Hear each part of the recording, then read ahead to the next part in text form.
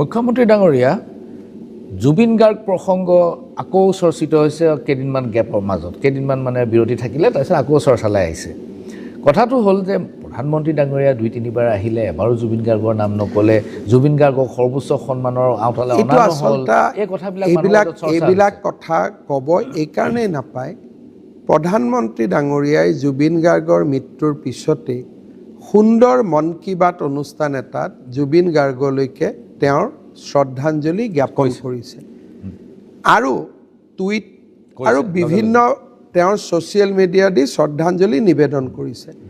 আজি দিনটোত গুৱাহাটীত মই 4খন মিটিং কৰিছোঁ মইতো জুবিন গাৰ্গক শ্ৰদ্ধাঞ্জলি দিয়া নাই 4খন মিটিঙত এজন মানুহক যোনে ভক্তি কৰে শ্ৰদ্ধা কৰে তাক প্ৰমাণ নকৰে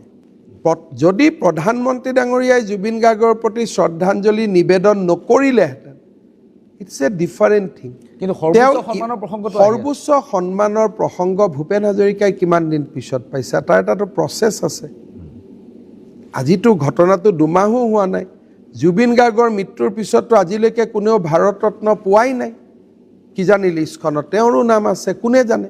জুবিন গাৰ্গৰ ইনভেষ্টিগেশ্যন প্ৰচেছটো ৰাইট ট্ৰেকত আছে বুলি আপুনি এতিয়াও ভাবে এতিয়া ন্যায়ালয়ৰ ওপৰত কথা তাত আমি যিমান কৰিব পাৰোঁ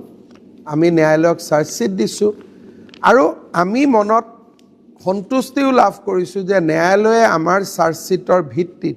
জামিনৰ আবেদনবোৰ নাকচ কৰি আছে কিন্তু তেওঁলোকে জামিনৰ আবেদনে কৰা নাই অমিত প্ৰভাই জামিনৰ আবেদন কৰিছিলে নাকচ হ'ল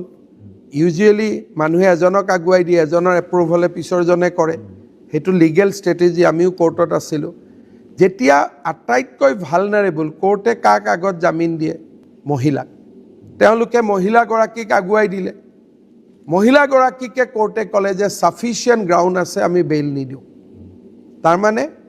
এতিয়া এইটো মই কোৱা কথা নহয় আদালতে ক'লে যে there are sufficient ground not to grant bail গতিকে মই ভাবোঁ যে অসম চৰকাৰে যিমানখিনি কম সময়ৰ ভিতৰত কৰিছে আণ্ডাৰ লট অফ প্ৰেছাৰ কোনেও কৰিব নোৱাৰিলেহেঁতেন অকল আছাম পুলিচ বুলিয়ে কৰিব পাৰিছে